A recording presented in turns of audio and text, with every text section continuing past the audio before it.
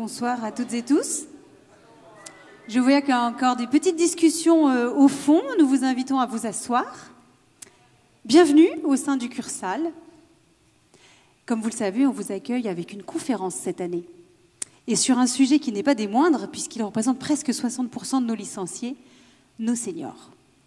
Alors, je suis très bien entourée pour ce temps de conférence, avec un premier temps de partage d'informations, et puis ensuite, on aura l'occasion d'échanger, nos intervenants auront l'occasion d'échanger avec vous sur toutes les questions que vous pouvez vous poser ou les précisions dont vous avez envie d'aborder.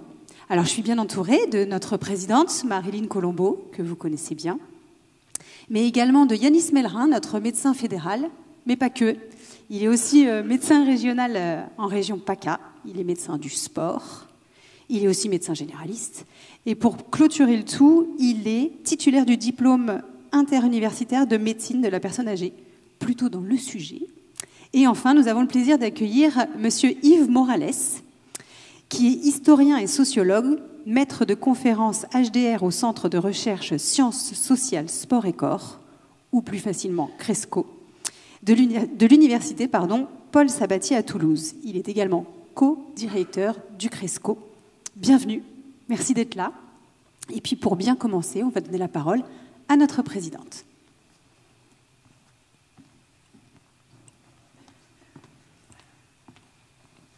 Merci Émilie. Bonsoir à toutes et à tous.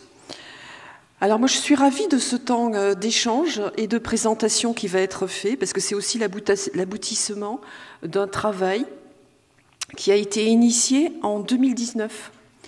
Donc il avait pris un certain retard, mais je pense qu'on y reviendra tout à l'heure. Et en tout cas, je suis ravie de ce temps de présentation.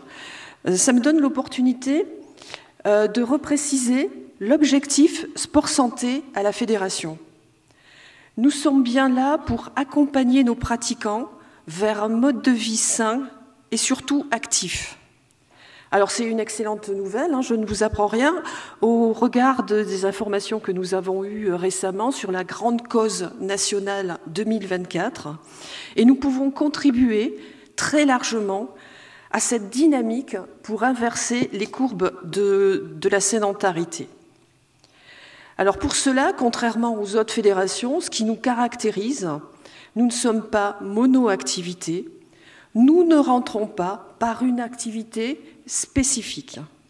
Nous rentrons par l'individu, la personne, son âge, son état physique, ses besoins, ses envies, sa motivation, pour que sa pratique devienne durable et modifie ses habitudes de vie. Pour cela, nos activités deviennent vraiment des moyens au service de son engagement vers ce mode de vie sain et actif. Alors notre expertise nous amène également à optimiser les liens sociaux au sein de nos séances pour un bien-être complet, à la fois physique, mental et social. Alors Émilie le disait, aujourd'hui, dans cette fédération, nous avons 57% de seniors. Un léger rajeunissement, puisqu'auparavant, nous étions la saison passée à 60%. Il est de notre devoir de nous y intéresser tout particulièrement. Alors, grâce à notre institut de recherche, l'Institut de recherche en activité physique et santé, la Fédération vous propose d'accueillir aujourd'hui Yves Morales, socio-historien, maître de conférences en STAPS, au Centre de recherche en sciences sociales, sport et corps. Je ne sais pas si c'est complet, mais je pense qu'il reprécisera tout ça, le CRESCO, à l'université Paul Sabatier de Toulouse. Il va nous présenter non seulement ce rapport d'études qui a démarré en 2019 sur ces pratiques seniors et les modes de vie actifs en différenciant les différentes catégories. Et je vous propose d'enchaîner avec peut-être notre médecin fédéral sur un peu plus de précision, on va dire, plus technique que les miennes. Je vous remercie.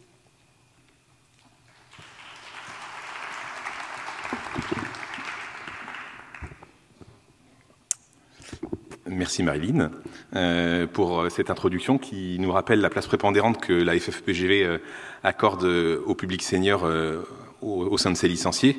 Alors je pense que nous devons nous féliciter vraiment de cette proportion de licenciés de cette classe d'âge, car finalement nous participons activement à maintenir des centaines de milliers, parce que c'est bien des centaines de milliers de Français, en bonne santé grâce à une pratique d'activité physique régulière.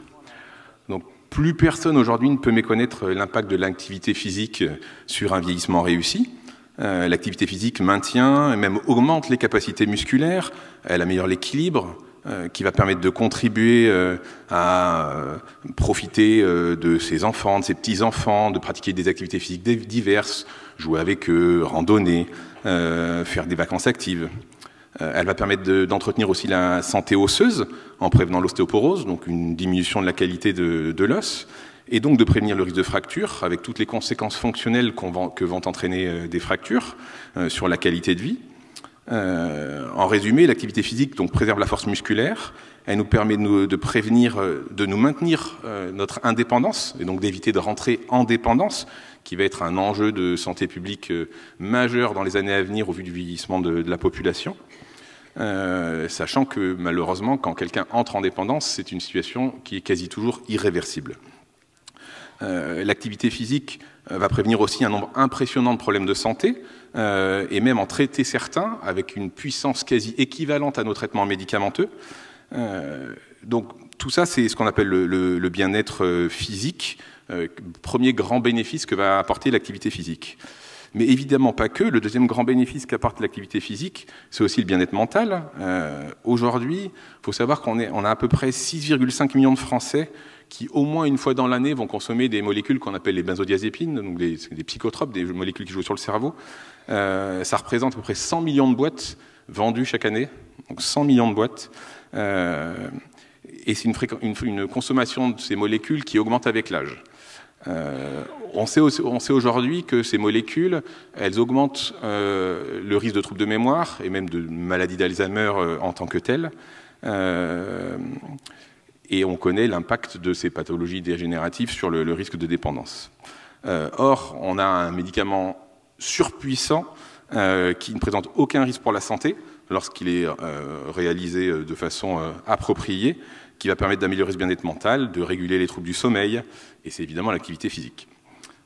C'est l'occasion d'avoir une source de plaisir, de bonheur, d'améliorer l'estime de soi, de contribuer, voire même d'augmenter ses capacités cognitives. Hein. La science, c'est pas juste moi qui le dis, c'est la science qui montre qu'on améliore les schémas neuronaux et on améliore les capacités intellectuelles de nos seniors, mais c'est valable même tout au long de la vie, hein, dès l'enfance.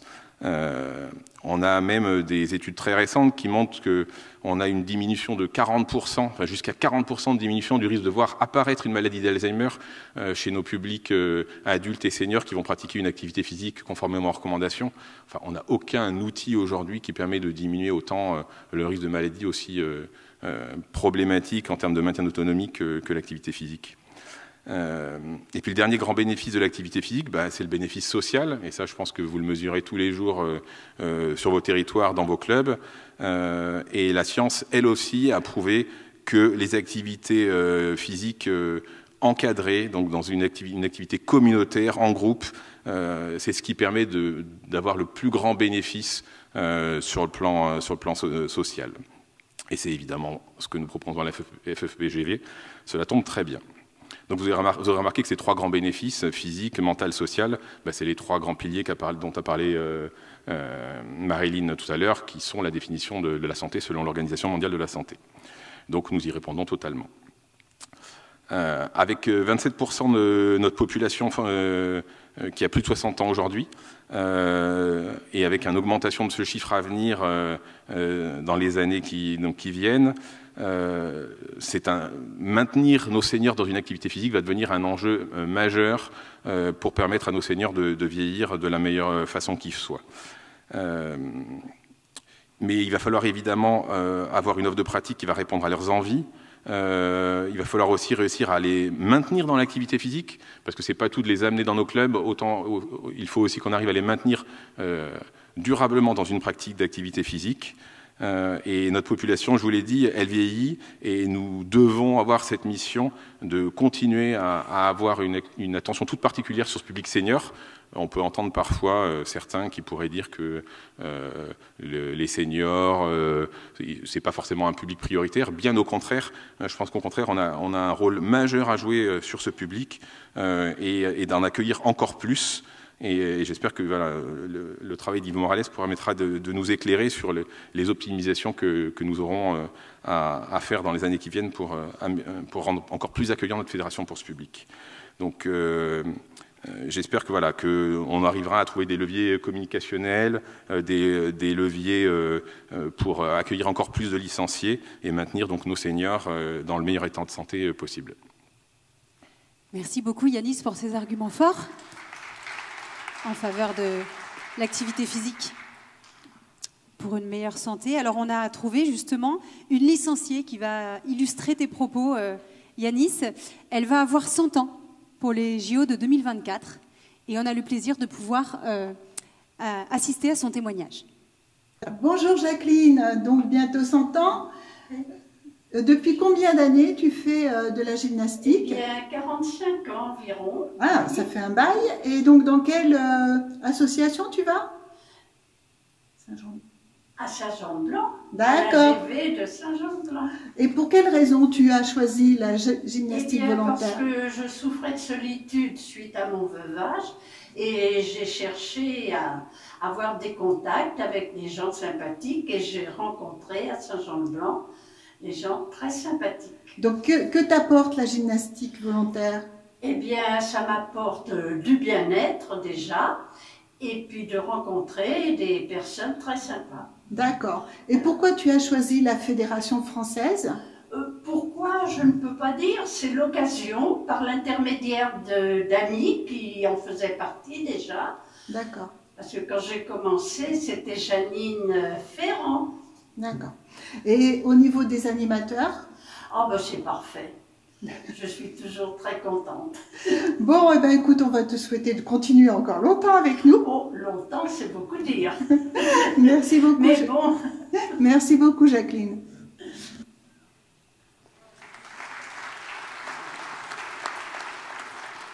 Plutôt en forme, Jacqueline. Et puis, pour poursuivre, nous allons accueillir Yves Morales, qui va nous présenter son rapport d'études qui s'intitule Senior Actif GV, qui a été soutenu par notre Institut de recherche en activité physique et santé de la FFEPGV.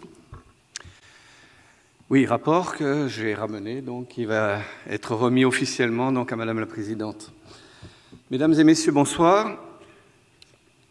Je suis très heureux de répondre à l'invitation de Marilyn Colombo pour présenter donc en avant-première ces résultats d'enquête Senior Actif GV, enquête qui a été financée intégralement par la FFEPGV. C'est pour mes collègues, dont vous avez les noms sur la diapositive, et pour moi, l'occasion de vous présenter finalement ce rapport. Alors, dans ses grandes lignes, puisque c'est un rapport qui fait 156 pages, donc on ne présentera pas 156 pages ce soir, mais du moins quelques éléments qui, j'espère, vous intéresseront. Rapport intitulé « Les ressorts de l'engagement des publics de plus de 60 ans dans une activité physique ». Enquête qui a duré plus de 5 années, entre 2019 et 2023, en partie à cause du Covid, et qui a impliqué 3 équipes de recherche. Le Cresco de Toulouse, qui a piloté l'enquête, Agora de Cergy-Pontoise et l'équipe Sport et Sciences sociales de Strasbourg. Le point de départ de l'enquête s'appuie sur 2 constats. D'abord, le premier constat qui nous intéresse tous, c'est l'évolution démographique extrêmement inquiétante, puisque les statistiques INSEE annoncent qu'à l'horizon 2020, environ un tiers de la population française aura plus de 60 ans, soit 30 millions de personnes contre 20 millions aujourd'hui, avec une augmentation sensible de l'espérance de vie. Le second constat que l'on peut évoquer repose sur les statistiques de l'INSEP et de l'INGEP, sur nos propres statistiques. Elles mettent en évidence une augmentation significative de l'activité physique des seniors, qui sous-tend une demande plus importante, on va le voir tout à l'heure. Alors, pour préciser mon intervention, je vous indique mon entrée théorique. Je dois préciser que cette entrée s'appuie sur une démarche sociologique. À ma connaissance, c'est la première étude dans ce domaine qui s'appuie sur une approche par ce qu'on appelle les parcours de vie, les trajectoires de vie, en référence aux travaux de Van de Velde ou de Charur. Pour le dire de façon plus simple, la démarche repose sur le constat que les individus qui arrivent à l'âge de la retraite ont vécu des expériences variées durant leur vie en rapport avec les pratiques physiques, et donc qu'ils ne partent pas de rien. Ces expériences vécues induisent ce qu'on appelle en sociologie des dispositions incorporées, qui ont une influence sur leurs pratiques physiques actuelles, selon les termes de Merton ou de Muriel Darmon, mais peu importe. Dans le même temps, on constate que tout n'est pas figé, c'est-à-dire que les individus vivent aussi ce qu'on appelle des bifurcations, des changements qui les rapprochent ou qui les éloignent des pratiques physiques, y compris jusqu'à un âge avancé. Alors, dans ce cadre, les questions qui se posent, les questions de recherche sont assez simples. Quels sont les leviers qui sont favorables à la pratique d'activité physique de ces publics? Autrement dit, quels sont les ressorts à l'engagement? Et en contrepoint, quels sont les freins à leur engagement dans une activité physique régulière? Et dans le même temps, puisqu'on a parlé de bifurcation, quels sont les réaménagements que l'on observe dans le rapport aux pratiques physiques et comment on peut les expliquer en procédant à l'analyse qui a été évoquée tout à l'heure des facteurs psycho, sociaux et environnementaux. Il faut d'abord souligner, et c'est très important, que cette enquête repose sur des entretiens et des questionnaires avec des personnes de 60 ans et plus sans maladie invalidante. C'est-à-dire qu'en fait, c'est le choix initial, on a décidé d'interroger un public autonome et qui peut donc de façon autonome s'impliquer dans une activité physique. On n'interroge donc pas les publics les plus fragiles, ni ceux qui sont dépendants, ce qu'on fait dans d'autres enquêtes, mais pas dans celle-ci. Les outils d'enquête utilisés sont les suivants. Je vais essayer d'aller assez vite parce que là c'est très technique. On s'est appuyé sur un questionnaire qui a été réalisé avec 469 répondants, qui permet de faire un bilan quantitatif. Les questionnaires ont été proposés sur les 3 territoires d'enquête. Ils comprennent 60% de femmes environ et 40% d'hommes. Il faut noter que ce questionnaire volontairement inclut un pourcentage de licenciés EPGB, donc ils sont 33,6%, ce qui augmente d'ailleurs significativement la part des femmes interrogées dans l'enquête. La pyramide des âges et les catégories socio-professionnelles sont à peu près équilibrées au regard de la population générale, donc assez représentatives de la population générale. Et puis on s'est appuyé, c'est sans doute l'originalité et l'intérêt de l'enquête sur un plan qualitatif, on s'est appuyé sur 67 entretiens semi-directifs, 41 femmes interrogées et 26 hommes, ce qui permet de disposer d'informations de première main. Alors les résultats, dans le temps de l'exposé, je l'ai dit tout à l'heure, on ne peut pas invoquer ou évoquer l'ensemble des résultats, mais j'en ai pris quelques-uns assez significatifs qui pourraient, je l'espère, vous intéresser. Alors, le premier résultat obtenu contredit d'abord l'idée selon laquelle les personnes âgées seraient globalement sédentaires. Vous-même, vous le savez très certainement. Nous, on obtient 80%, c'est assez sensiblement ce que l'on obtient dans d'autres enquêtes, 80% de répondants qui vous disent qu'elles pratiquent une activité physique régulièrement. Alors, bien évidemment, si vous voyez le tableau à la première ligne, c'est un résultat qu'il faut nuancer parce qu'une partie de ces personnes répondent qu'elles font de la marche. C'est souvent la marche qui est mise en avant. Vous voyez sur le tableau, la part des femmes est à gauche, en plus clair, et la part des hommes en plus foncé. Donc la marche est à peu près partagée entre hommes et femmes. Pourquoi la marche? Très certainement parce que, et les entretiens nous le révèlent, parce que les personnes répondent en partie aux messages de santé publique. Ils disent qu'il faut marcher et s'activer raisonnablement 30 minutes par jour. La marche s'impose assez naturellement pour les personnes, notamment les plus âgées, qui ont vécu une période où cela pouvait être le principal moyen de déplacement et donc qui retrouvent assez naturellement ce moyen de déplacement un peu plus âgé. La marche cumule l'avantage d'être économique, facile à pratiquer à peu près partout et elle concerne, donc je le disais, autant les hommes que les femmes. Et puis symboliquement, psychologiquement, la marche est un indice de santé maintenu puisque ne plus pouvoir marcher, c'est un signal fort de perte d'autonomie et donc de vitalité. Et puis après, on trouve l'excursion ou le jardinage, qui sont ensuite évoqués parmi les activités pratiquées. là aussi à peu près partagée, puis la gymnastique. Alors c'est là qu'il faut préciser que, par exemple, la gymnastique est une activité qui différencie les pratiquants entre les femmes et les hommes. La gymnastique, sous différentes formes, ou encore la relaxation, concerne très majoritairement les femmes, tandis que les hommes ne s'y impliquent pas ou très peu. Tandis que le cyclisme ou le jogging concerne plutôt des hommes, comme vous le voyez sur le tableau. Alors on n'a pas été très originaux, on a fait des flèches roses pour les dames et des flèches bleues pour les messieurs. Bon, dans tous les cas, on y reviendra par la suite.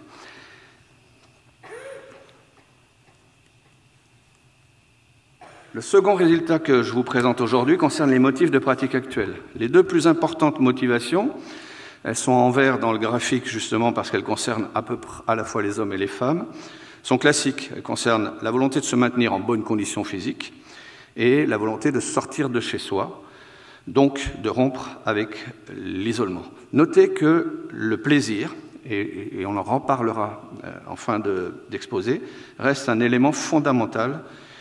On y reviendra donc. La condition physique rejoint la visée de santé, que l'on voit un peu plus bas, ou celle d'évacuer le stress, tandis que sortir de chez soi, évidemment, rejoint le fait de rencontrer des amis, d'autres personnes, ce qui implique de maintenir le lien social et qui est un ressort de l'engagement fondamental. On l'a écouté tout à l'heure dans ce que nous disait Jacqueline. Il faut également noter qu'il y a une vraie différence de motivation entre les hommes et les femmes, classiquement donc en rose ou en bleu. L'écart le plus significatif, quand on regarde les petits points à droite de l'écran, l'écart le plus significatif entre les hommes et les femmes concerne par exemple le fait que les femmes disent très facilement qu'elles veulent s'engager dans une activité modérée, ce qui confirme le résultat qu'on avait obtenu tout à l'heure, tandis que l'engagement intense concerne plutôt les hommes. Quand ils nous répondent, ils nous disent « moi, je n'ai pas peur de m'engager physiquement de manière un peu plus forte ». On note aussi un point qui peut être intéressant de discuter, c'est le fait que se laisser guider par un animateur est très peu mentionné par les hommes, tandis qu'il l'est beaucoup plus par les femmes.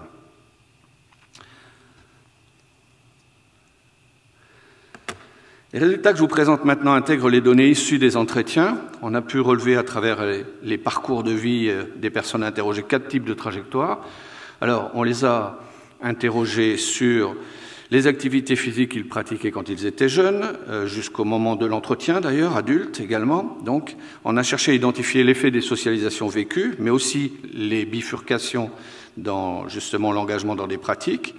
Nous avons croisé cela avec les ressources économiques des personnes, on a croisé également cela avec les ressources culturelles des personnes, avec un certain nombre de questions, et avec les expériences et connaissances acquises en matière d'entretien du corps. On a également, dans les entretiens qualitatifs, interrogé les principales motivations. Et puis, puisque le Covid est passé par là, eh bien, nous avons également interrogé donc, ces personnes sur l'effet de la crise sanitaire sur les comportements qu'ils ont pu adopter.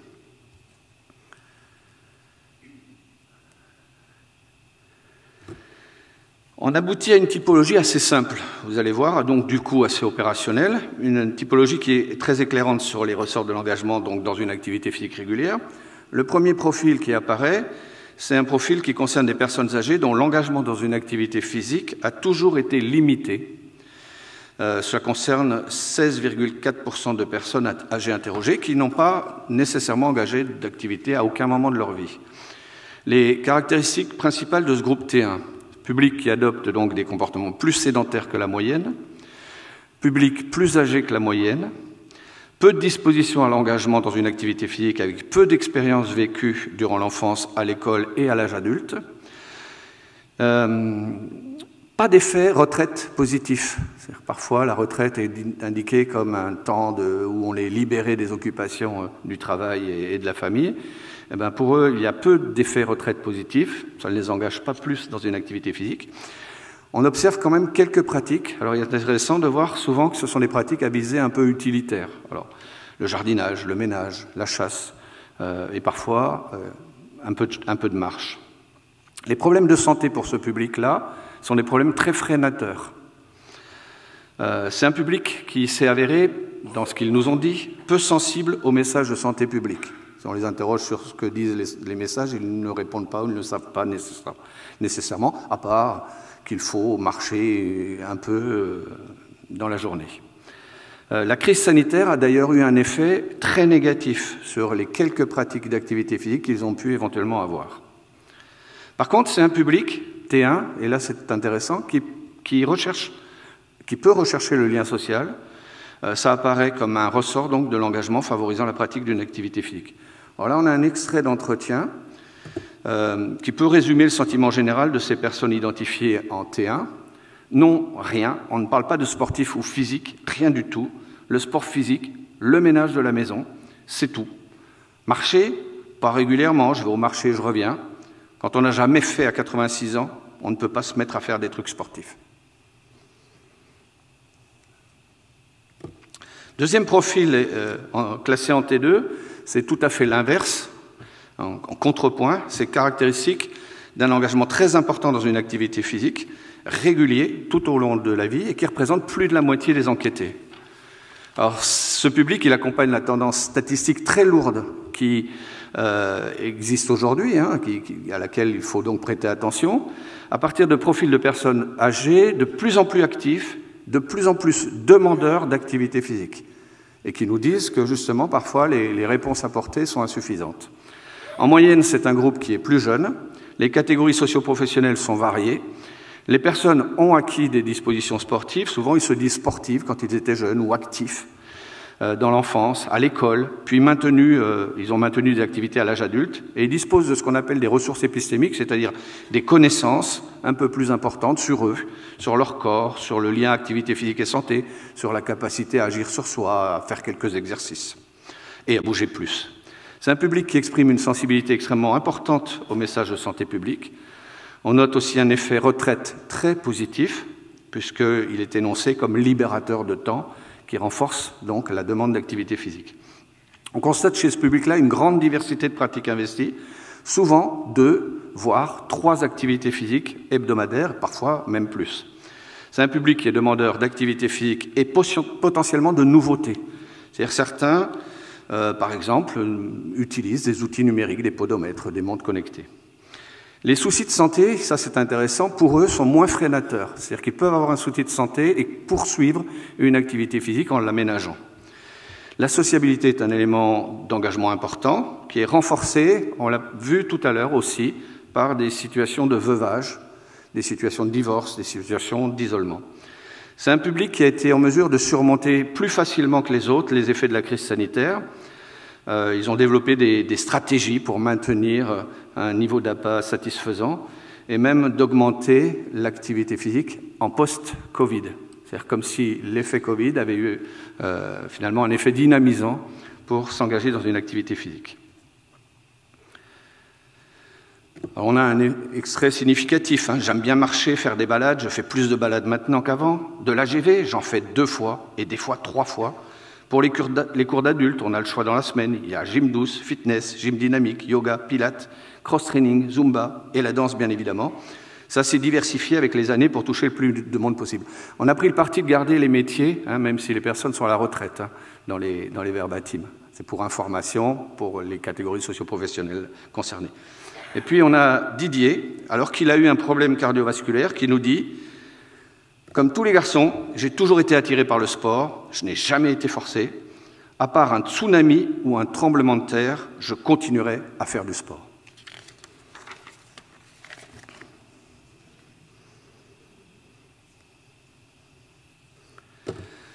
Troisième public identifié, c'est le profil de personnes âgées dont les trajectoires induisent une bifurcation en faveur d'une augmentation de la pratique physique, notamment au moment de la retraite ou parfois un petit peu avant. Je crois que Jacqueline, elle correspondait à peu près à ce profil, puisqu'elle a dit qu'elle avait commencé il y a 45 ans, c'est-à-dire elle va avoir une cinquantaine d'années.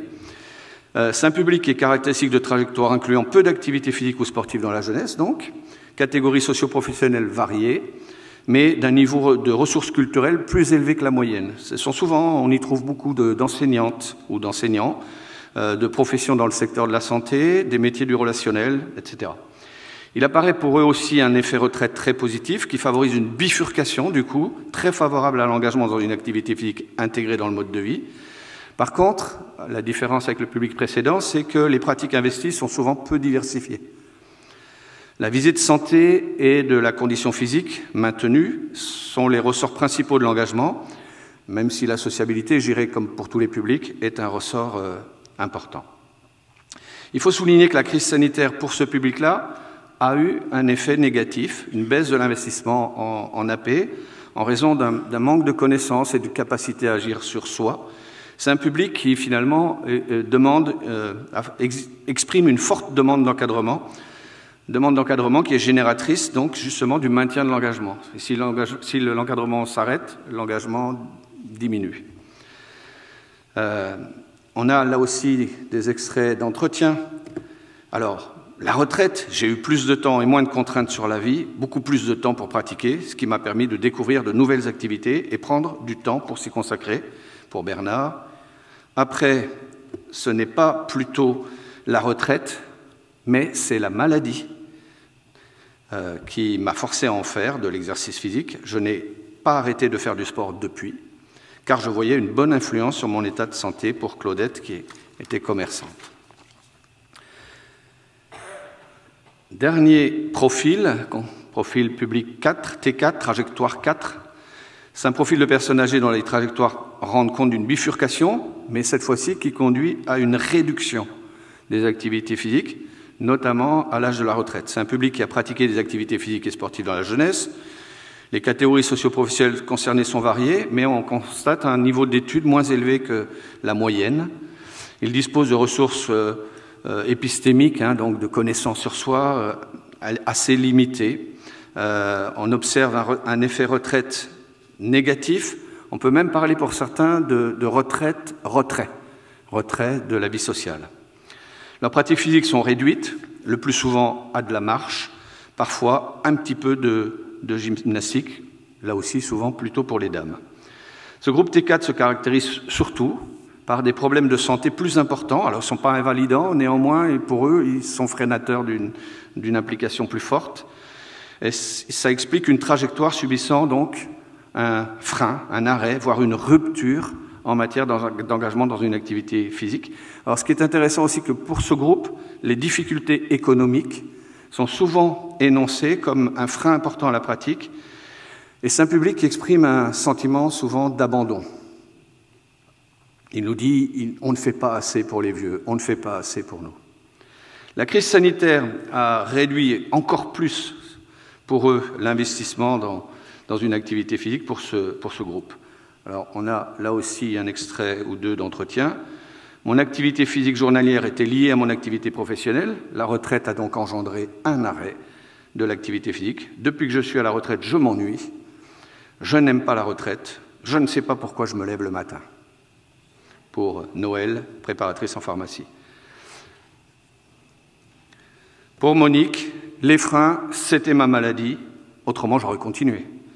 Je bougeais beaucoup, je faisais aussi des randonnées. Alors, en conclusion de notre étude, et avec quelques recommandations, un certain nombre d'éléments de préconisation apparaissent à travers cette étude dont je vous fais part.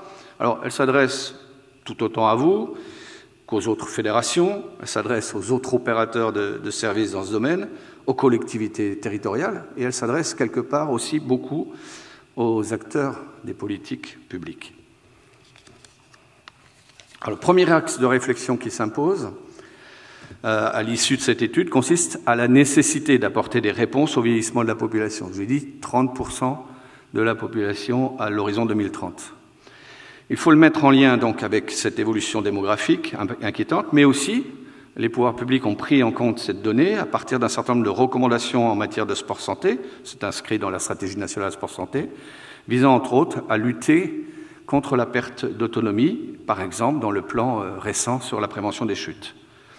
Pour organiser une offre de pratique, à partir de ce que je vous ai indiqué, il me semble qu'on ne peut difficilement faire autrement que de considérer les personnes âgées comme des publics hétérogènes et pas comme des publics homogènes. Et donc, il faut tenir compte de la diversité de ces publics, de leurs attentes, en considérant les facteurs sociaux et environnementaux et, à partir de là, proposer des solutions variées, différenciées. Ça implique donc de développer, de diversifier l'offre d'activités physiques, alors surtout pour les publics les plus demandeurs, qui demandent une variété des activités physiques, mais aussi pour des publics plus en difficulté dans l'activité physique. Le second axe de recommandation donc, consiste à prendre en compte les dispositions des personnes âgées, alors surtout en visant peut-être les plus sédentaires, T1 et T4, qui sont finalement les publics les plus fragiles. Pour conquérir ces publics, il faut adapter l'offre à leur profil biopsychosociologique. Il faut ajuster les programmes aux motivations exprimées, santé, sociabilité, accompagnement, qui peuvent être variés selon les groupes différenciés, identifiés. Il faut également prendre en compte les attentes liées aux différences de sexe. Si aujourd'hui la Fédération accueille un nombre extrêmement important de femmes, si vous voulez accueillir des hommes, il y a probablement des pistes pour essayer de proposer des activités qui les intéresseraient, qui les attireraient davantage. Quand la plupart des femmes sont attirées par des pratiques d'entretien douces, les hommes, par exemple, ils sont généralement peu sensibles dans un rapport au corps et au sport, plus en lien avec le désir d'un maintien de la performance. Alors, il y a sûrement des pistes à fouiller du côté des nouvelles pratiques d'entretien, plus compatibles avec cette image traditionnelle de la masculinité. Il apparaît, alors après c'est un choix politique, je fais une proposition, cela après nous échappe totalement. Il apparaît également important dans l'étude de prendre en compte les ressources culturelles et épistémiques, les connaissances dont disposent les personnes âgées sur soi, sur la gestion de soi, ou de les créer, de participer à leur diffusion. Ça implique ce que les Canadiens appellent par exemple la littératie physique. Ce qu'ils appellent aussi une démarche d'empowerment, où en France on dit souvent de capacitation, développer des capacités à agir sur soi pour des publics qui sont parfois justement éloignés de ces connaissances et de fait qui ne s'engagent pas dans les activités physiques. Et puis évidemment les dispositifs mis en œuvre peuvent difficilement être insensibles aux difficultés économiques dont nous font part de nombreuses personnes âgées, ce qui est aussi une manière de lutter contre les inégalités sociales de santé. Ce sera la dernière diapositive.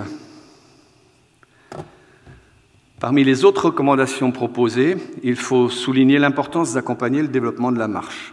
Bien que la pratique puisse s'auto-organiser, donc puisse ne pas nécessiter d'encadrement, il y a néanmoins une demande assez forte dans ce domaine par toute une frange du public qui nécessite des conseils, qui nécessite de l'aide dans ce type de pratique.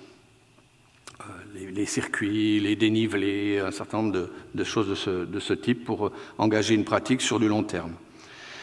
Il est apparu également pour de nombreuses personnes une demande de pratique mixte, ce qui est le cas de la marche, bien sûr, mais ça peut s'étendre progressivement à d'autres formes de pratique. Le vélo, qui commence à attirer de plus en plus de femmes. La danse, qui pourrait être organisée de façon mixte, intégrant hommes et femmes, ou des activités qui ne sont pas identifiées ou moins identifiées masculines ou féminines, comme le tai chi chuan par exemple, ou d'autres activités plus à la mode, le crossfit ou ce genre de choses. De même, beaucoup de personnes interrogées soulignent qu'elles ne connaissent pas les offres de services adaptées à leur situation dans leur environnement. Alors il faut continuer à informer, évidemment, si l'offre existe. Si elle n'existe pas, il faut la créer, puisque, effectivement, de la même manière qu'il y a des déserts blancs, des déserts de la prévention, d'une certaine manière, il y a aussi des déserts de l'activité physique sur les territoires. Et puis il y a sans doute à envisager peut-être des formes d'initiation pour que des personnes qui se disent qu'elles ne peuvent pas y arriver ou qui ne s'autorisent pas à le faire, à sauter le pas, il y a peut-être des formes d'initiation qui donneraient ensuite l'envie à ces personnes de poursuivre une pratique régulière. Alors dans les réponses concernant les effets de la crise sanitaire, on a vu combien les personnes âgées en public T1 et T4, les plus éloignées de la pratique physique, avaient été impactées. Alors bien sûr qu'il y a des solutions à apporter pour sensibiliser aux nouveaux outils, pour peut-être prévoir l'utilisation de nouvelles formes d'encadrement, mais vous avez une expérience élevée dans ce domaine que vous avez traversé plutôt bien, je crois. Et puis, de manière à permettre la continuité de l'activité physique, y compris en situation de confinement.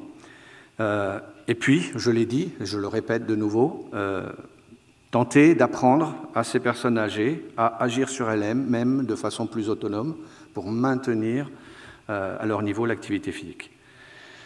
Et puis pour conclure sur ces recommandations, il apparaît aussi que l'action à destination des personnes âgées, du point de vue des ressorts de l'engagement, doit être le plus possible anticipée en s'intéressant à la période précédant la retraite. Alors ça suppose par exemple de participer au développement du sport santé dans un cadre associatif, comme vous le faites, mais aussi en lien avec le monde du travail, le sport en entreprise, selon le principe de créer de saines habitudes maintenues tout au long de la vie. Et puis il faut garder à l'esprit, je le disais en tout début, qu'il s'agit surtout de préserver un principe majeur, sensible à la dimension du plaisir. C'est une dimension qui reste transversale à l'engagement de tous les publics interrogés.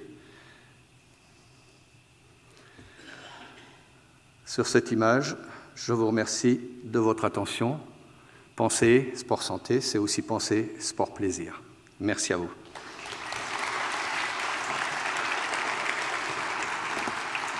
Merci beaucoup, Monsieur Morales, pour ce rapport d'études très édifiant sur les différents profils. Je ne sais pas ce que vous en pensez, je trouve qu'on est plutôt pas mal concernés sur le profil T2. Mais peut-être que ça va faire émerger quelques questions dans l'auditoire sur ces différents profils et l'approche qu'on peut avoir pour y répondre. Donc on a des collègues qui sont dans la salle, qui sont à votre disposition si vous voulez prendre la parole, poser une question ou demander une précision.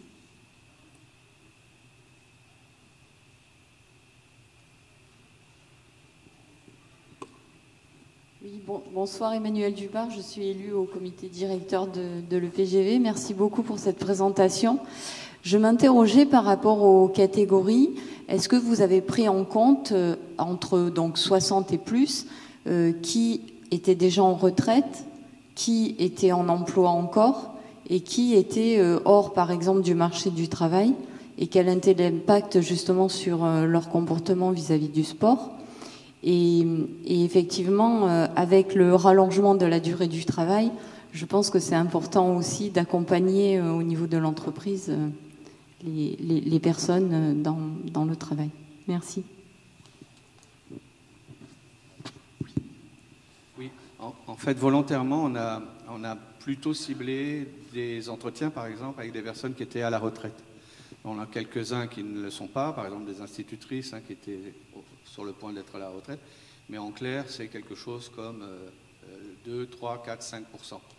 Alors, ce qu'il faut savoir, c'est que tous les enquêtés nous le disent, le temps de la retraite est un moment de libération des occupations liées au travail, et à partir de là, pour ceux qui ont les dispositions, on va dire, nécessaires, c'est un temps qui est extrêmement favorable à l'activité physique. Et les personnes qui ne sont pas encore tout à fait à la retraite sont des personnes qui nous disent jongler avec leur emploi du temps, avec leur charge familiale parfois, ne serait-ce que les petits-enfants parfois, ou le mari à la maison, plus le travail. Tout ça les ralentit et freine largement l'implication dans une activité physique. Pour des personnes qui, j'utilisais l'expression tout à l'heure, ne s'autorisent pas à, de fait, pour des personnes qui, dans les choix à faire, ne s'autorisent pas à sortir du foyer pour aller faire une activité physique et qui vont rester dans le foyer pour s'occuper du ménage, s'occuper du mari, etc. Voilà. Ce que je n'ai pas dit, c'est que ça a été très net pour un certain nombre d'enquêtés. Des situations de veuvage, c'est atroce de le dire de cette manière-là, mais ces situations de veuvage participent d'une forme de libération du corps des femmes, d'une certaine manière. Ça les engage dans recherche de sociabilité, sortir du foyer, aller vers des amis, aller vers des personnes, alors veuvage évidemment, aussi divorce, etc. Ça, c'est très net. Voilà. Et puis après, oui, pour prolonger la question, parce que c'est une question extrêmement utile, le type de métier, en fait, là je n'ai pas eu le temps de développer, mais le type de métier avant donc la retraite a un effet sur le rapport au corps pour les personnes qui étaient par exemple agriculteurs, C'est très différent des personnes qui, par exemple, travaillaient dans les bureaux, étaient employés ou ce type de métier. Donc là aussi, il y a un effet métier qui est extrêmement important et que on a beaucoup plus développé dans le rapport. J'ai vaguement indiqué tout à l'heure que, effectivement, toutes les personnes du corps médical sont évidemment très engagées sur la base du principe selon lequel elles savent que ça va faire du bien, elles savent que ça va les maintenir leur santé, et elles y ajoutent aussi la dimension du plaisir, de la sociabilité, etc. Ça, c'est très net pour les institutrices, les institutrices sont les professeurs des écoles, pardon, mais comme on a interrogé des personnes âgées, elles se disaient instituteurs ou institutrices. Pour ces personnes-là aussi, l'activité physique est facilitée, j'allais dire, par leur métier, par le rapport à la culture. Alors, je ne sais pas si j'ai répondu à l'ensemble des éléments que comportait la question, mais voilà ce que je peux en dire.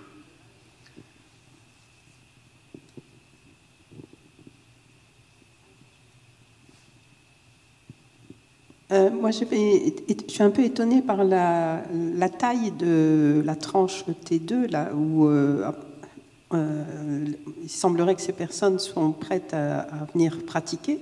On devrait être débordé, et ce n'est pas tout à fait ce qu'on constate dans nos associations. Alors, qu'est-ce qu'on ne fait pas de bien? J'ai commencé par dire que alors, les 52% sont sur les entretiens, et les entretiens ont compris des personnes qui étaient à l'AGV. Et elles comprennent aussi des personnes qui vous disent je fais une activité physique régulière. Alors, il faut savoir que les personnes qui répondent le plus facilement à ce genre d'enquête sont souvent des personnes qui font l'activité physique. Celles qui répondent le moins facilement et qu'on a du mal à capter ne le font pas. Néanmoins, les 52%, vous voyez, ils renvoient un peu en miroir à ce qu'on a vu sur les 80% qui disent pratiquer une activité physique. C'est-à-dire qu'une partie de ces 52% sont des personnes qui vont faire beaucoup de marches, du coup, qui vont faire les choses de façon très autonome, qui vont faire de la chasse, du jardinage, des activités de ce type-là. Et par exemple, une bonne partie des hommes, vous ne les captez pas, hein, ça c'est très net, c'est très clair, parce qu'eux vont s'engager vers d'autres formes d'activité physique. Mais la marche a un effet un peu qui conduit à fausser un peu les résultats, parce que comme elle est intégrée assez facilement au mode de vie, et effectivement les personnes âgées marchent de plus en plus, intègrent l'activité, alors ils nous répondent qu'ils sont actifs très physiquement. Bon, cela dit, dans les 52%, une bonne partie d'entre eux faisaient 2 activités physiques au moins par semaine. Souvent gymnastique et marche, ou vélo, marche, ou voilà. Donc on a cet effet-là. Beaucoup nous disaient on voudrait en faire plus, mais les structures, on les trouve pas, ou elles ne sont pas suffisantes, ou elles ne sont pas proches de chez nous. Et je crois que le public qui nous répondait le plus souvent ça, c'est le public des hommes. C'est aussi parce que dans leur représentation, c'est difficile de faire le deuil de ce qu'ils ont été, performants, engagés physiquement, intensément parfois. Et donc, une activité physique qui serait une activité modérée, douce, d'entretien, leur renverrait une image, leur renvoie, ils nous le disent, une image assez négative. Alors, on a même un entretien d'une personne qui dit « Oui, la gym, ça me fait... mais j'y vais quand même parce que je sais, c'est un ancien professeur des écoles, parce que je sais que c'est bon pour moi. » Oui, c'est un peu la réponse qui nous a été apportée ici ou là.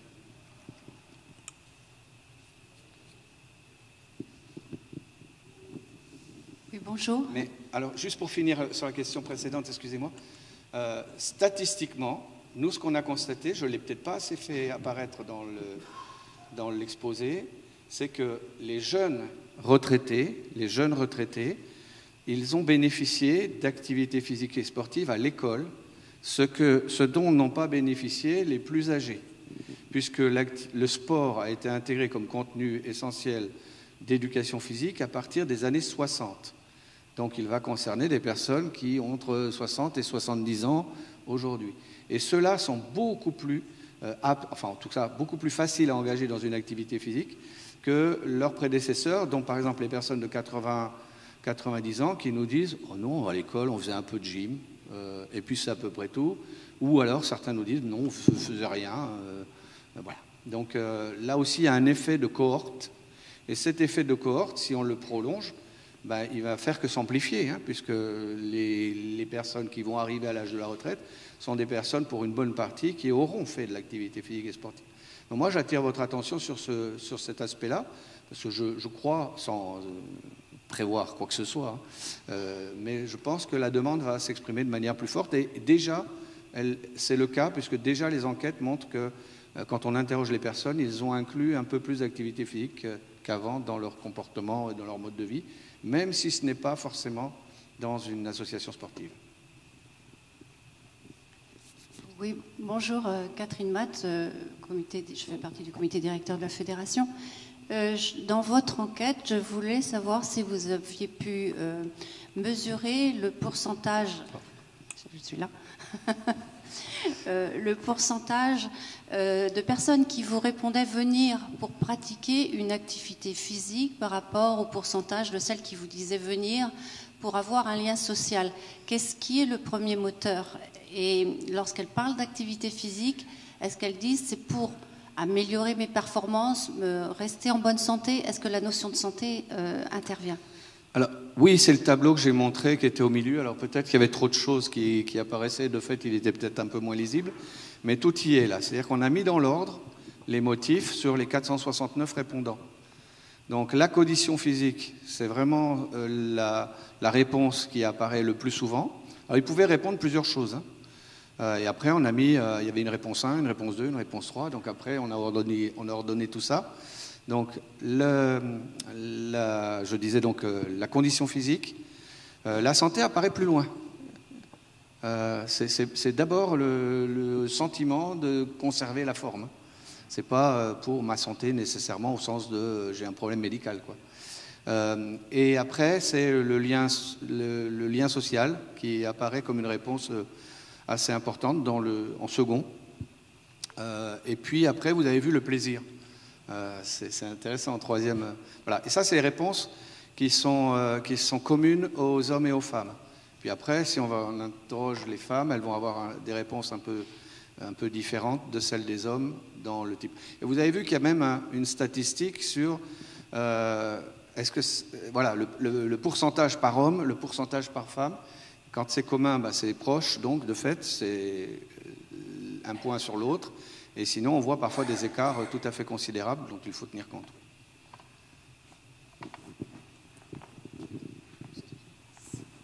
Non, je voulais juste rebondir, Yves, effectivement, et par rapport à la question sur le souhait des pratiquants de la population, le facteur pratiquer une activité physique pour la santé, en vue d'améliorer sa santé, c'est dans toutes les études, vous me contredisez si je dis une bêtise, hein, mais dans toutes les études, c'est un facteur minoritaire d'engagement dans la pratique. Hein. On le retrouve, c'est cité, mais là, moi j'ai noté, c'est 18% dans le travail, sachant qu'on n'a pas un échantillon représentatif d'une population française classique. Pour autant, ça reste toujours un facteur limitant. Et ça me permet de rebondir sur quelque chose d'autre, c'est que vous le voyez là, et je pense que c'est vraiment important qu'on ait ce soir ce temps. C'est extrêmement complexe d'engager quelqu'un dans une pratique d'activité physique. Ça met en jeu énormément de choses, des représentations notamment, et ça permet de comprendre pourquoi vous avez l'impression que les médecins, notamment, parce qu'on entend parler souvent de prescription, de sport sur ordonnance, de prescription d'activité physique, ça vous permet vraiment de mesurer toute la complexité qu'on a en pratique à mobiliser quelqu'un sur une pratique d'activité physique. Et justement, c'est pas uniquement le médecin, le professionnel de santé en général qui a cette mission-là. Yves l'a dit, c'est aussi les politiques. Il nous faut, pour que notre population elle aille bouger, il faut simplement un trottoir autour de chez eux pour qu'ils puissent sortir, aller pratiquer. Il faut des pistes cyclables sécurisées. Il faut une offre de pratique diversifiée. C'est vraiment, il faut qu'on leur parle aussi de tout ce qu'ils peuvent avoir comme plaisir, comme sensation de bien-être grâce à l'activité physique. Mais c'est quelque chose qui est beaucoup plus complexe qu'une simple prescription. Et vraiment, ce soir, je pense que voilà, ça vous permet vraiment de mesurer que c'est pas si simple que ça. Il ne faut pas attendre de la santé, de la médecine uniquement, et loin de là, de faire venir des licenciés dans vos clubs. Les problématiques sont beaucoup plus complexes que ça. Oui, parfois, en insistant un peu dans l'entretien, on leur dit, bon, et la santé? Oui, ben moi je ne suis pas malade. Pour que vous voulez que j'aille chercher la santé, je vais très bien. Non, l'activité physique, ça va être autre chose. Ça va être du lien social, ça va être de la condition physique, ça va être de la forme. Ça va être, et souvent, quand ça leur renvoie à leur enfance, aux pratiques qu'ils ont pu avoir durant leur vie, là, il y a des points d'accroche, des éléments qui... on a posé aussi la question, je ne l'ai pas trop développé là, qu'est-ce que vous aimeriez pratiquer, qu'est-ce que vous aimeriez faire? Donc il y a les activités physiques de pleine nature qui reviennent souvent sur ces questions-là, parce qu'il y a l'imaginaire des loisirs, de l'aventure, du plein air. Et puis aussi des activités nouvelles, des activités différentes. Voilà. Mais vous avez une offre de pratique à la GV. Quand on les interroge, les pratiquants GV, on voit bien que il y a une offre qui est largement, en tout cas suffisante, pour la plus grande partie des publics. Alors, tout à l'heure, vous disiez, qu'est-ce qui fait qu'ils ne viennent pas? Je pense qu'il y a un moment où la question de l'information, la question des liens de sociabilité, des réseaux qui peuvent se créer, un qui fait venir un autre, qui fait venir un autre, la mise en place d'éléments de partage d'expériences de vie, de moments de sociabilité, justement. Tous ces petits à côté de l'activité physique font, quand on interroge les personnes, ils nous disent moi, ça c'est parfait, je vais faire de la Zumba. C'est super, on s'éclate après, on s'amuse, on se voit après. On se voit après, on va au cinéma. Ou d'autres qui parlaient beaucoup d'activités d'aquagym, d'activités de ce type-là. Alors, elles ne correspondent pas à toutes les personnes. Il y a des personnes qui ne se mettront pas en maillot de bain au milieu des autres, qui n'iront pas nécessairement dans de l'eau froide, etc., etc. Néanmoins, cette diversité des formes de pratique, elle est souvent très, très appréciée. La country, souvent, c'est un espace de convivialité. Donc, vous avez une offre très, très large. Et après, c'est le faire savoir, c'est mettre en place des structures pour aller chercher des publics qui en sont un peu plus éloignés. Voilà. Une réponse qui nous avait intéressé aussi, quand vous avez des personnes qui sont en très, très bonne forme et que l'offre de service qui leur est proposée, c'est de dire « Venez, on a fait un cours senior », vous avez des personnes qui vous répondent « Mais moi, je suis pas vieille, hein, moi, je peux pratiquer avec les plus jeunes, qu'est-ce que ça veut dire ?» Vous voyez ? Donc, c'est cette capacité d'adapter, d'ajuster en permanence, c'est la capacité d'un dirigeant, on va dire, qui aura peut-être plus de facilité à retenir ces personnes.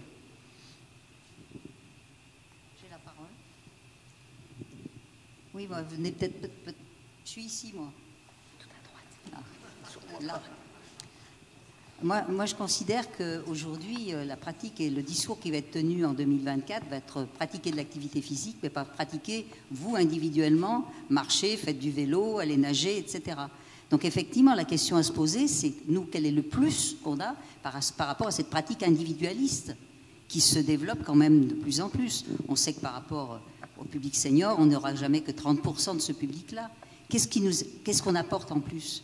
Alors, on apporte déjà en plus qu'on n'est pas présent tout au long de l'année, par rapport aux seniors et par rapport à tous les publics. On n'est là que 9 mois dans l'année. On a des ruptures fortes qui font qu'on n'est pas prégnant toute l'année. On n'est pas présent toute l'année. Et deuxièmement, c'est effectivement la diversité. On voit bien, conférence des financeurs, les seniors, on les amène, on va leur proposer des ateliers. C'est pas pour autant qu'ils vont être fidèles et revenir avec nous. Donc, quel est le plus sur quoi on peut jouer? La diversité, vous l'avez dit. La sociabilité. Oui. La diversité, la sociabilité. J'ai un peu insisté dessus, mais je vais le dire d'une autre manière. Moi, je crois que vous avez un savoir-faire. En tout cas, je suis aussi historien et donc j'ai travaillé beaucoup sur l'histoire de la FFEPGV et notamment la création du concept de sport santé que la GV la GV est la première fédération à avoir employé le terme sport santé, l'avoir créé, l'avoir diffusé. Il faut le dire, c'est le mettre à l'actif de la FFEPGV. Je l'ai écrit dans plusieurs articles qui sont publiés. Mais vous avez un savoir-faire en matière justement d'implication je dirais, d'éducation des personnes que vous accueillez. Et je crois que c'est ce savoir-faire, je n'imagine pas que vous l'ayez perdu dans l'histoire, ce savoir-faire, c'est-à-dire ne pas accueillir la personne pour lui faire une séance de gymnastique où l'animateur va faire des mouvements, la personne va les répéter, une partie des publics ne vont pas se tromper dans les pas, puis ils vont s'en aller. Mais l'idée de tenir compte de chacun, d'apporter des conseils, voilà, ça c'est des choses que les gens de façon autonome n'ont pas nécessairement, et ça c'est une vraie plus-value de toute fédération sportive dans l'absolu, hein, puisque c'est un travail aussi d'éducateur, c'est pas juste d'animateur. Donc cette idée j'utilisais le terme d'apporter des ressources épistémiques, des ressources qui permettent à la personne de s'épanouir, de comprendre ce que l'exercice fait sur elle, de savoir quel type d'exercice, pourquoi celui-là est juste et qu'est-ce qu'il faut faire pour que je réussisse ce qui m'est demandé. Cette partie éducative, vous êtes une des rares fédérations, en tout cas, à l'avoir ancrée, mais aussi parce que historiquement, c'est une fédération, le PGV, éducation physique et gymnastique volontaire. Voilà, c'est quelque chose qui est ancré dans cette histoire. Donc ça, c'est une plus-value. Les personnes qui sont autonomes, oui, les personnes qui sont autonomes, elles n'ont pas nécessairement ces compétences. Et d'ailleurs, celles qui ne les ont pas, ce sont celles qui sont en public T1 et en public T3, et qui pratiquent quasiment rien, parce qu'elles ne sont pas encadrées, parce qu'il n'y a personne pour les conseiller, parce qu'il n'y a personne pour les aider. Ce sont celles qui, lorsqu'il y a eu la crise de Covid, ont tout arrêté et sont sorties, dans le meilleur des cas, un petit peu marcher pour sortir le chien le matin, quoi.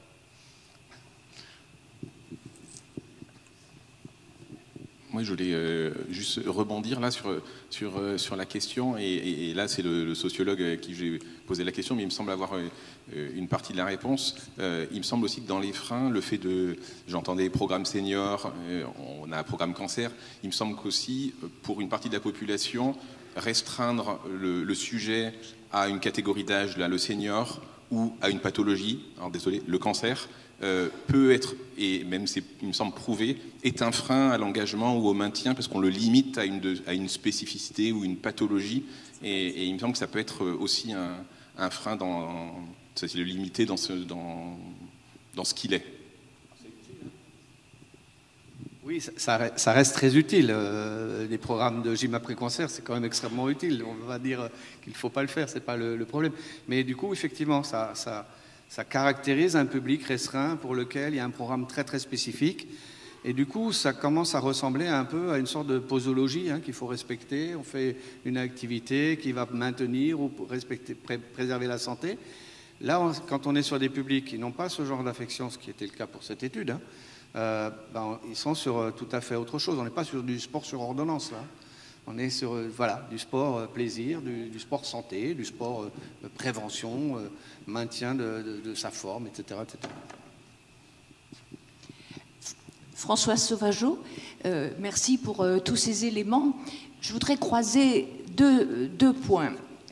Yves, vous nous avez bien souligné les besoins croissants d'une population vieillissante, et c'est effectivement un signe particulier de la période que nous vivons, avec beaucoup plus de personnes âgées et qui peuvent être et qui doivent être l'objet d'une préoccupation de la part de notre fédération. Mais vous avez bien dit, et Yanis, tu l'as souligné également, que l'expérience antérieure vécue est un facteur excessivement important dans la motivation et le maintien de la motivation. Alors moi je me dis que politiquement c'est complexe.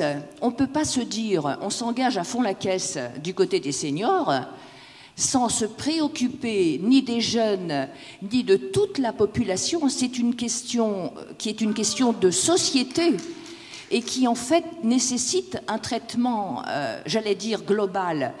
En tous les cas, on ne peut pas se permettre d'avoir une question qui oppose un public à un autre, mais plutôt qui intègre l'ensemble des questions. Donc c'est la même chose sur la gym après-cancer. C'est un pied à l'étrier. C'est ce qui va permettre à un certain nombre de femmes, un jour, de rencontrer une activité qui fait du bien. Et je crois que ça, en termes de motivation, 10 ans après, elle va encore le vivre au quotidien. Alors, merci Françoise pour cette intervention, parce que ça me donne l'opportunité de redire que si on veut vraiment changer nos habitudes de vie, il faut s'y prendre dès le plus jeune âge. Et aujourd'hui, il y a cet enjeu majeur de santé publique où il faut intégrer ces pratiques physiques régulières vraiment dès le plus jeune âge. J'insiste là-dessus parce que c'est repris dans beaucoup d'intentions, j'ai envie de dire. En tout cas, c'est ce que j'échange au plus haut niveau à chaque fois que je le peux, sur cette dynamique qu'il faut engager très très tôt. On le sait, les études, enfin l'étude avec les différentes catégories de public senior que tu présentes, Yves, retrace bien ce parcours de vie qui est important. Et plus on a pratiqué dès le plus jeune âge, et plus on reste des pratiquants convaincus qui vont se remettre plus facilement à l'activité. Ceci étant dit, il y a quand même une catégorie de personnes qu'il ne faut pas oublier, celles qui n'ont jamais eu l'opportunité pour X raisons d'avoir des activités physiques. Et là, il y a aussi un enjeu majeur de les remettre en activité. Et j'ai envie de dire, on est compétent, on est expert, on a de gros efforts à faire sur le savoir faire connaître, le savoir en termes de faire savoir ce qu'on sait faire. On a l'expertise sur les encadrements via les formations. On a des animateurs qui savent faire progresser, quel que soit le public qu'ils ont en face, savoir faire progresser pour modifier ses habitudes au quotidien. Mais oui, il y a un énorme enjeu dès le plus jeune âge et je n'ai pas l'intention d'oublier ce public-là.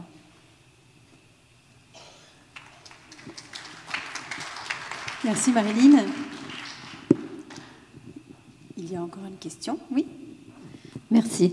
Je voudrais apporter un témoignage. Je viens du département 42, qui est juste à l'ouest du Rhône. Ce témoignage correspond au moment par rapport à l'objet de la conférence et au lieu, parce que j'aimerais avoir le point de vue de la présidente de l'EPGV. Il s'agit de la retraite sportive. Donc, une fédération qui se répand au niveau des territoires.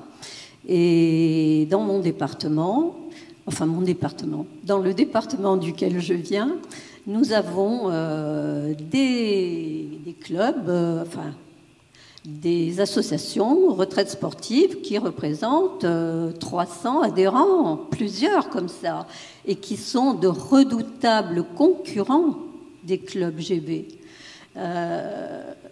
Et pour les animateurs, animatrices de nos clubs, c'est très, très, très inquiétant.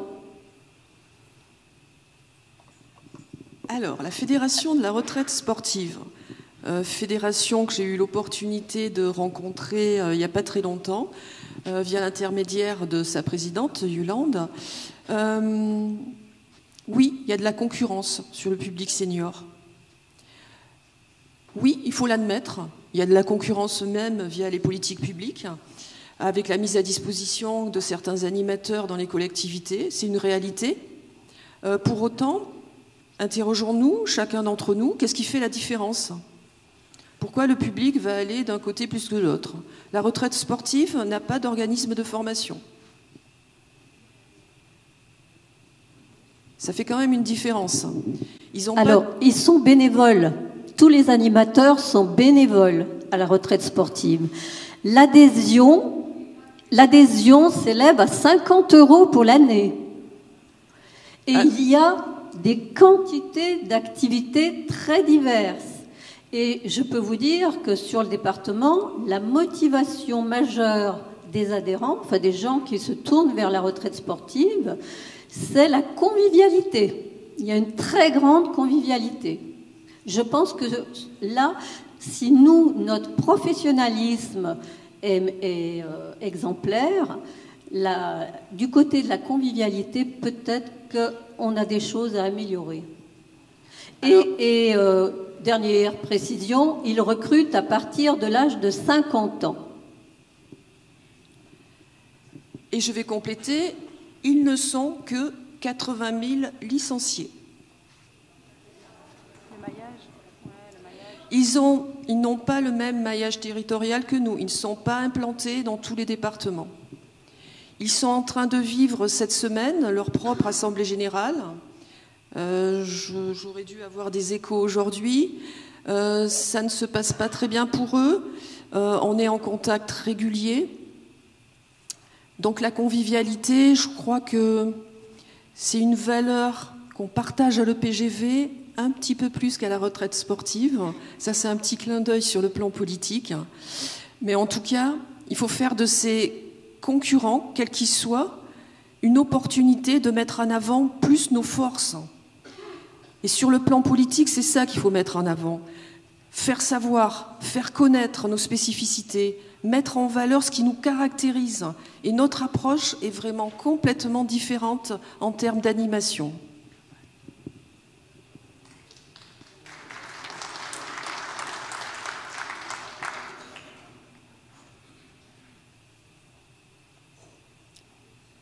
Il me semble que nous avons fait le tour des questions. Je vois mes collègues qui ne bougent plus, donc j'imagine qu'il n'y a plus de main levée. On ne voit pas toujours très bien d'ici. Très bien.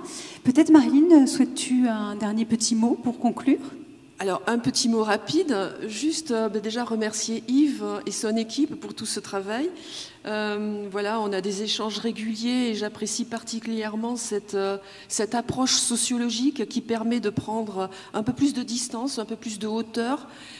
Et ça nous permet en tout cas, là aujourd'hui, de segmenter un petit peu plus ce type de public et d'identifier les leviers pour aller peut-être plus précisément recruter des hommes, adapter nos séances via des activités qu'on a peut-être oubliées, qui se pratiquaient auparavant, un petit clin d'œil sur le vélo ou la danse dite traditionnelle comme le country, un peu plus identitaire, des choses qui se font sur certains territoires, qui se faisaient de façon un peu plus organisée aussi avec la formation à un certain moment.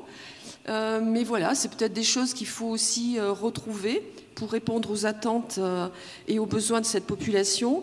Donc je ne reviens pas sur l'anticipation, sur les modes de vie qui doivent être beaucoup plus actifs dès le plus jeune âge. Ça, vous avez bien compris que j'en suis persuadée et qu'on partage en tout cas ce sentiment. Et je terminerai sur aussi peut-être l'anticipation qu'il faut avoir. Et je sais que certains territoires ont des stratégies plus spécifiques en direction de la préparation à la retraite. En particulier sur des publics voilà, qui sont restés sédentaires, liés aussi au mode de travail et peut-être aux mauvaises habitudes prises pour le coup. Donc il y a peut-être un effort à faire et des stratégies complémentaires sur cette préparation à la retraite. Et pour terminer, je crois qu'on a ensemble un gros enjeu de communication. Donc il y a un travail interne qui est en cours, qui va être réalisé. On a parlé des freins. Ils sont identifiés. Aujourd'hui, peut-être appeler un cours senior, est-ce que c'est pertinent ? Voilà, j'ai bien compris que voilà, il fallait aussi modifier les appellations. Donc voilà, c'est parfois oui, parfois non. Qu'il faut savoir, en tout cas, si je peux me permettre, en conclusion, gardons cette capacité à nous adapter, à innover et à faire des propositions en permanence à nos publics ou potentiels licenciés. Voilà, en conclusion, je vous remercie en tout cas. Et ce rapport, on vous le mettra à disposition, on vous informera comment, voilà, sur un fichier numérique, ou voilà, on vous tiendra informé sur la mise à disposition intégrale de ce rapport qui nous appartient, qui vous appartient. Je vous remercie.